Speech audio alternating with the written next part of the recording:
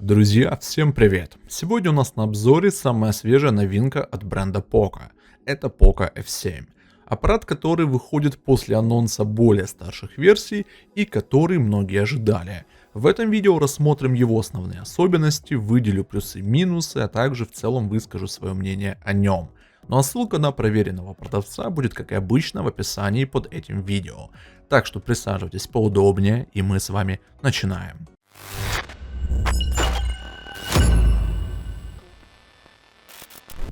Что касается комплектации Poco F7, она в целом без особых сюрпризов, если не учитывать отсутствие зарядника для европейского рынка. Обычная черно-желтая коробка с надписью модели и технической информацией. В самой же коробке вы, кроме привычного смартфона и кабеля USB Type-C, найдете 90-ваттный зарядный блок, обновленный черный матовый чехол с бортиками для камеры и, конечно, документацию.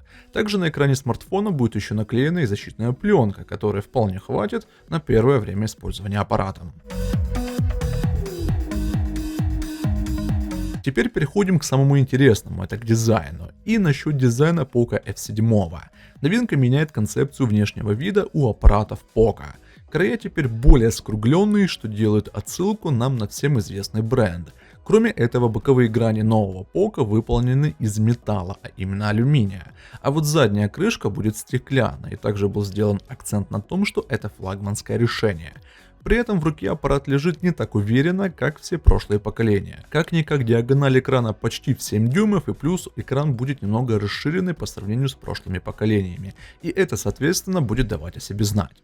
Возможно, те, у кого большая ладонь, этот момент будет вообще незначительно. По цветам же новинки хотел бы еще отдельно остановиться, что будет черное-белое исполнение, а также лимитированная версия, где верхний край будет с обманкой под вид смартфона внутри, как это было когда-то с Mi 8 Explorer Edition. Теперь же рассмотрим органы управления, датчики и прочие компоненты корпуса. На лицевой же стороне вы сможете найти фронтальную камеру, которая будет располагаться по центру, разговорный динамик и все необходимые датчики. Как и обычно, светового индикатора уведомлений тут не будет. При этом всем также нижние рамки стали еще меньше, так что любители перфекционизма это оценят.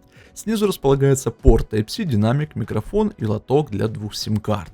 Сверху же расположился только один микрофон. На задней же стороне у нас располагаются два модуля камеры, одна вспышка и логотип бренда Poco. Также еще интересный момент. В данной новинке компания решила использовать неоновую декорацию между двух модулей камер. К сожалению, никакой подсветки тут не будет, а было бы неплохо. Ну и по бокам все как и обычно. Клавиша питания и клавиша управления громкостью.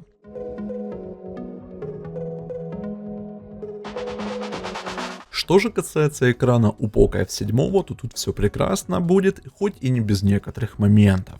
Производителем сюда была установлена, конечно же, AMOLED-матрица без всяких скруглений и прочего. Дисплеем в целом я остался доволен, ведь это же линейка F, и здесь всегда ставят добротные матрицы. Теперь немного о спецификациях. Экран тут диагональю 6,83 дюйма и разрешением 2722 на 1280 точек. Как уже было сказано, тут AMOLED матрица, и которая поддерживает частоту обновления в 120 Гц. И это, я считаю, более чем достаточно для этой новинки и данного сегмента в целом. Но что мне в данной истории не совсем зашло, так это, конечно, диагональ экрана. Как вы поняли, в этом поколении бренд Poco решил отойти от уже такого устоявшегося стандарта в 6,67 дюйма. Как по мне, в руке скоро будем уже держать планшет для разговоров, а не мобильное устройство. Тут, конечно же, есть еще и Always On Display, хоть он и ограничен опциями на 10 секунд и активация, когда смотрит в экран, но это все равно лучше, чем ничего. Также еще порадовала цветопередача экрана. Краски сочные, без перегибов по цвету. Как я ранее упоминал, на экране наклеена заводская пленка, что также будет приятным бонусом.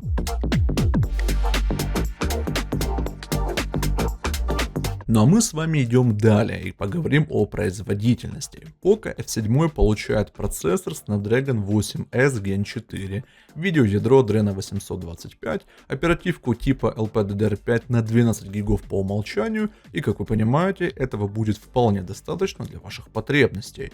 И конечно же, накопитель тут установлен стандарта UFS 3.0 на 256 или 512 гигов соответственно.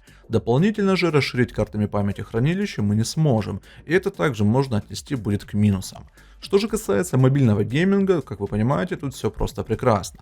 Процессор полностью отрабатывает возложенные на него ожидания, потому во все современные игры вы сможете играть с полным комфортом и при этом не ощущать каких-либо лагов. Конечно, кто-то может сказать, что могли сюда какой-нибудь и повеселее камень поставить, но как по мне, это нормальное решение для данного смартфона и ценового сегмента. Что же касается всеми любимых тротлинг тестов, то я могу сказать следующее. Падение производительности было на 14%. По вводным тестам стояло 100 потоков на 15 минут. Ну и в целом, как для старта продаж и, скажем так, немного сыроватого софта, это нормально. В любом случае, как я выше указал, все современные игрушки данная новинка будет тянуть на ура. Ну а мы с вами далее переходим к софту. Poco F7 из коробки идет с HyperOS 2.1 и Android 15. Думал, что будут также какие-то обновления приходить, но нет, прошивка с момента получения смартфона осталась той же. Ну и в целом, как для прошивки из коробки, этого более чем достаточно. Хотелось бы, конечно, чтобы чуть плавности и стабильности в приложениях добавили, но может это таки фиксанут в новых прошивках.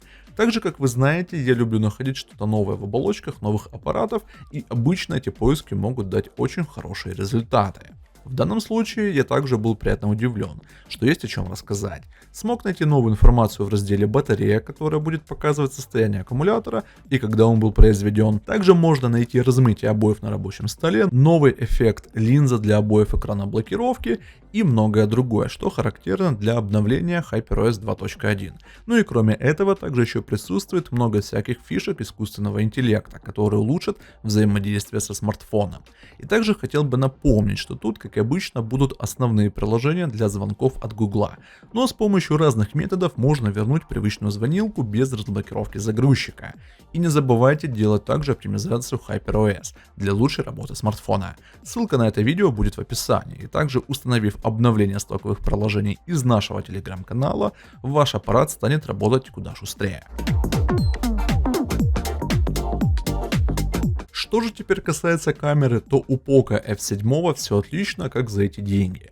Но если рассматривать глобально этот момент, то за последнее время все стало таким однообразным в плане камер, что удивить тут уже будет сложно. Хоть поставят сюда 200, 300, 500 мегапикселей, от этого на эти мегапиксели, соответственно, смартфон не будет фотографировать. Ведь залогом также хороших снимков нынче есть и софт под камеру, с которым тут не все так идеально, как хотелось бы. Ну а теперь более подробно. Что по модулям у Poco F7?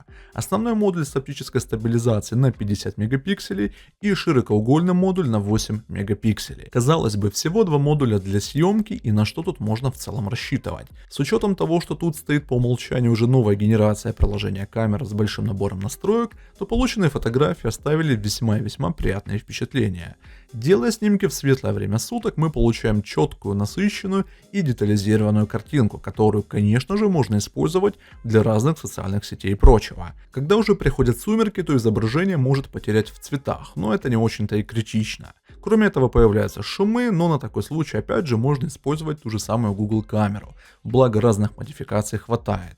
Ну и в целом за эту стоимость камера отрабатывает возложенные на нее обязанности. Что касается фронталки, то тут также все прекрасно. 20-мегапиксельный модуль позволяет делать вполне пригодные селфи-снимки при различных условиях.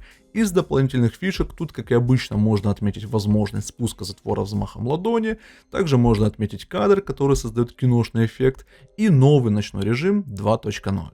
По видеовозможностям тут также не стоит переживать. Можем снимать с максимальным разрешением 4К и 60 кадров. Также есть прикольные штуки, как телесуфлер и режим Shot Steady, который позволяет снимать Full HD 30 кадров, но при этом с хорошей стабилизацией.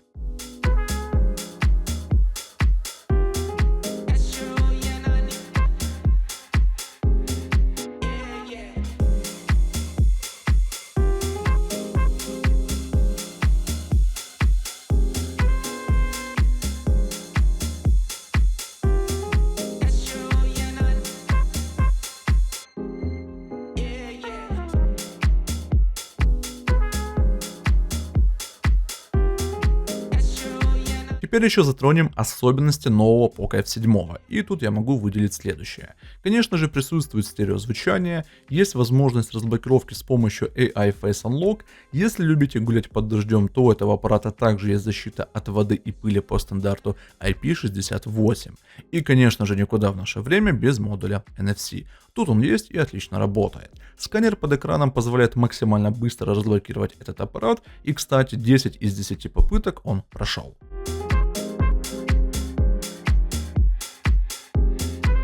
Затронем еще и автономку. У китайского клона Poco F7 аккумулятор на 7500 мАч.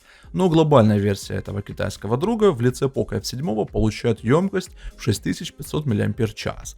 И этого, как вы понимаете, будет вполне достаточно. И также могу предположить, что в перспективе это будет новым золотым стандартом для аккумуляторов в этом ценовом сегменте. По своим ощущениям я могу сказать, что мне батареи хватило на 1,5 дня активной работы, но опять же все это добро будет зависеть от использования смартфона.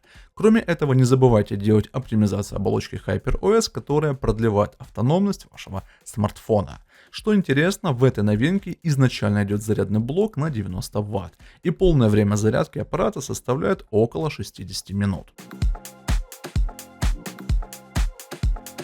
Ну и теперь давайте подведем итоги. В целом продолжение линейки Poco F мне понравилось, учитывая разные примененные тут решения. Данный аппарат можно рассматривать к покупке тем, у кого старые поколения Poco F, Redmi Note, ну и прочих линеек. Но при этом также важно еще знать его ключевые плюсы и минусы.